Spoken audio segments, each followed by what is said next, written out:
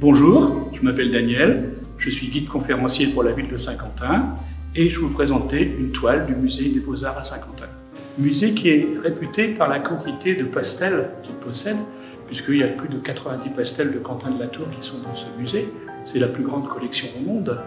Et le tableau qui est juste en face de vous s'intitule « La tombe de Quentin de la Tour ».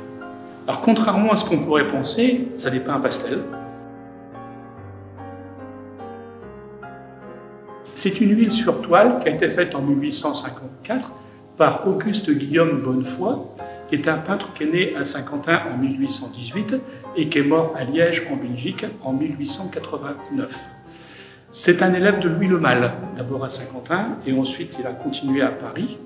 Et c'est un peintre restaurateur qui s'est intéressé à tous les styles de peinture, mais en particulier aux animaux et aux natures mortes. Le tableau que vous avez ici représente la tombe de Quentin de la Tour et c'est ce que l'on appelle une vanité. C'est à rapprocher à certains peintres hollandais du XVIIIe siècle. Une vanité, c'est une œuvre qui va parler du temps qui passe, qui paraît réelle, alors qu'en réalité, elle est irréelle. Vous voyez sur le tableau deux choses qui vous montrent qu'elle n'est pas réelle. La tombe de Quentin de la Tour, qui a disparu. Quentin de la Tour a été inhumé dans un cimetière qui aujourd'hui a disparu. On n'a plus rien de Quentin de la Tour. Et puis, la palette de peintres. Quentin de la Tour n'était pas un peintre, c'était un pastelliste, et les pastellistes, bien entendu, n'utilisaient pas de palette. Sur ce tableau, on va y voir également des papillons.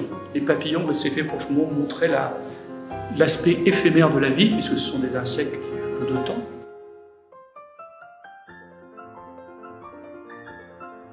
On a un bouquet de fleurs, on pourrait penser à une nature morte, et non, parce que si on regarde de près, on va s'apercevoir qu'il y a trois sortes de fleurs, des fleurs de trois saisons différentes. Voilà. On a aussi la coupe qui est renversée avec les fruits.